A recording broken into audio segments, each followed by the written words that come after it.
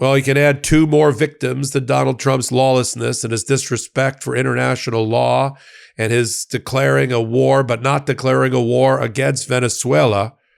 We now have a new resignation, this of Marine Colonel Doug Krugman, who gave up a 24-year career rather than continue to serve under a corrupt commander-in-chief.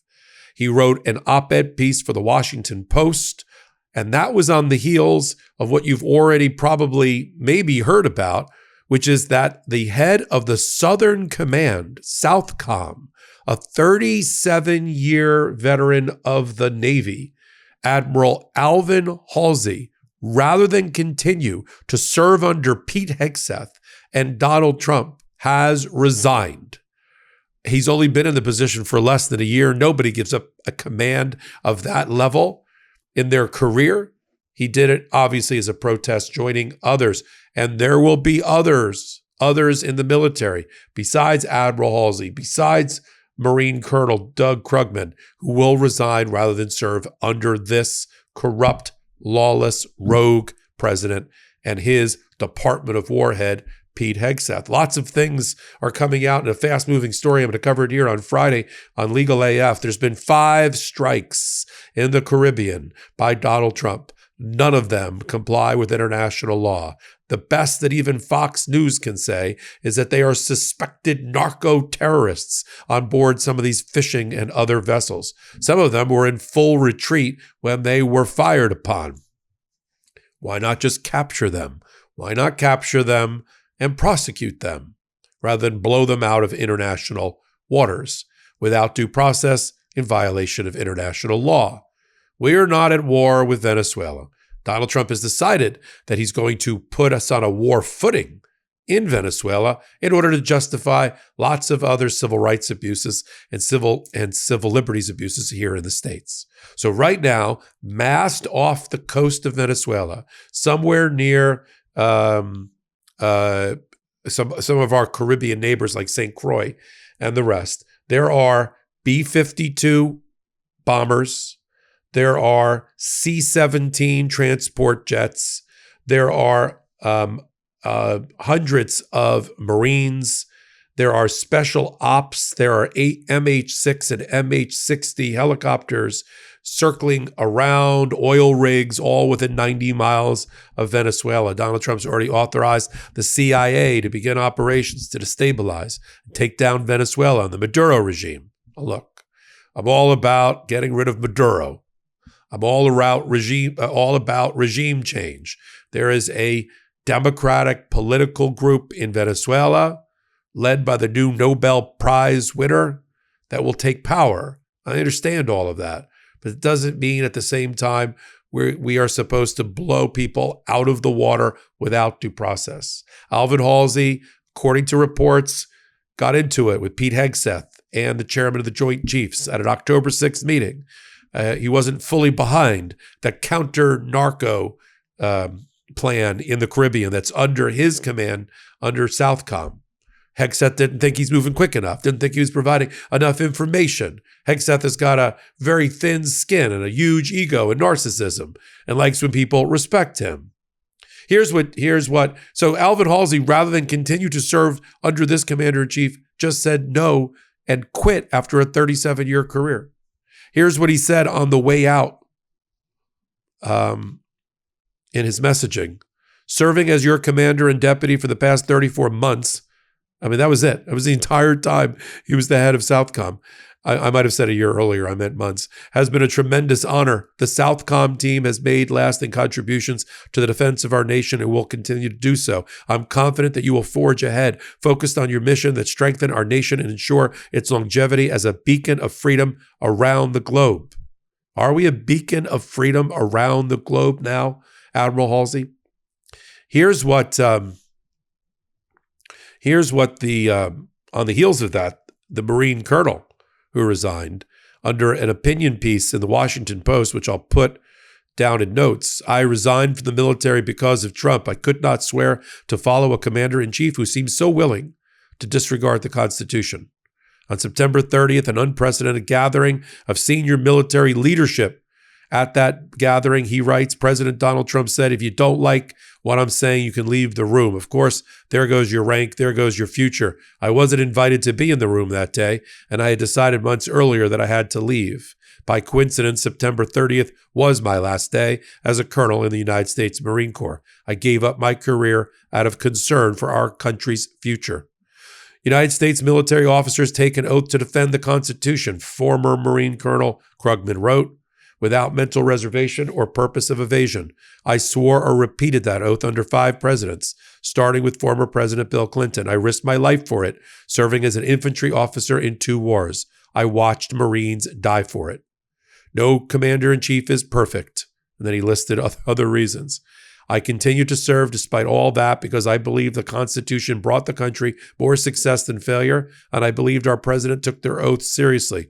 With President Trump, I no longer believe that. During his first term, his actions became increasingly difficult for me to justify, culminating with the January 6th attack on Congress as it tried to execute its duties. I hoped he had learned from those errors. I could not swear without reservation to follow a commander-in-chief who seemed so willing to disregard the Constitution.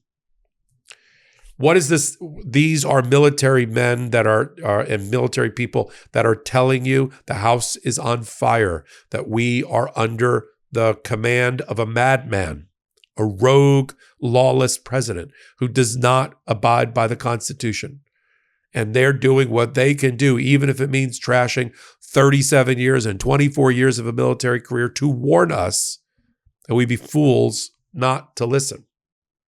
Speaking of fools, Pete Hegseth apparently has sent out a memo about that September 30th meeting where they got 800 military brass in one room at Quantico, in which he started parading and strutting around like a peacock on the stage, like it was some sort of TED Talk, and stone-faced real military men, mainly men, in the room, stood there dumbfounded by Donald Trump and the Pete Hegseth show. Well, now apparently Pete Hegseth, because he wants to instill the warrior mentality, he's always on his book jackets, sleeveless with his biceps and his tattoos, waving American flag to sell books. He's making it mandatory watching and reading of the transcript of his speech. That's pissed off a lot of the people in the military, the rank and file. Many of them have taken to social media anonymously and said things like, I now am being forced to watch a Trump rally. This seems like propaganda that's being shoved down our throat. That's how the military is reacting. I want to do one last thing that I've been itching to do in my hot takes, is explain how idiotic the title of Department of War is and how they've completely rewritten history. We can't let them. The Department of War was not the Department of War, and then it became the Department of Defense, as Donald Trump likes to say. It was probably the first instinct in the 1940s when we went woke. No, that's not what happened. Before World War II, the Department of War was the Army. The Army was referred to as the Department of War. The Navy was the Navy Department. There was not an Air Force at the time. There were naval aviators and there were Army aviators. Okay. After World War II, when they were putting together in a unified command under civil control, one armed force with branches, they decided, of course, they couldn't use the Department of War. They made it the Department of Defense, of which there would be a Department of Army, a Department of the Navy, a Department of the Air Force, a Department of the Marines, now the Space Force. That's where the name change came from. It didn't come from, we went woke in the 1940s and we decided to become, whatever. No, the Department of War was reserved for the Army. The Navy was the Navy. To put them together, you couldn't use the Department of War. The Navy wouldn't have allowed it. Let's be frank. My father was Army. My late father was Army. Go Army. But I understand the Navy would have been pissed if the thing was called the Department of War and the Navy was like, we get, in the merger, we lose our identity and we have to adopt that of the Army. No, they made it the Department of Defense, all of these being defense entities, not creating war. I just wanted to get that off my chest. It's been gnawing at me ever since they made the name change. So until my next report, I'm glad you're here. Now, speaking of defense, defend us. Defend your right to be peaceably assembled with us in fellowship here on Legal AF and all the things we do on Legal AF. Hit the subscribe button. Help us get to 1 million before the new year, because we need the defense right now. First Amendment rights, First Amendment freedom of expression, civil liberties are under attack, and you're here with an organization that wants to protect you and be your voice. Help us. Hit the free subscribe button. Do the same thing over on Legal AF Substack for $7 a month. Become a paid member. Keeps this whole thing rolling along. So, and I'm on the road, you might have noticed. Tomorrow, live on Legal AF, an interview with Rob Bonta, the Attorney General for California. I'm on the road for a keynote with Rob Bonta. It will be live streamed, 11 a.m. Eastern Time, here on Legal AF. Until my next report, I'm Michael Popok. I'm Michael Popok, and I got some big news for our audience. Most of you know me as the co-founder of Midas Touch's Legal AF and the Legal AF YouTube channel, or as a 35-year national trial lawyer. Now, building on what we started together on Legal AF, I've launched a new law firm, the Popok Firm, dedicated to obtaining justice through compassionate and zealous legal representation. At the Popok Firm, we are focused on obtaining justice for those who have been injured or damaged by a life-altering event by securing the highest dollar recoveries. I've been tirelessly fighting for justice for the last 35 years, so my own law firm organically building on my Legal AF work just feels right. And I've handpicked a team of top-tier trial fighters and settlement experts throughout all 50 states known as big auto injury attorneys who have the know-how to beat heartless insurance companies, corporations, government entities, and their attorneys. Big Auto's attorneys working with my firm are rock stars in their respective states and collectively responsible for billions of dollars in recoveries.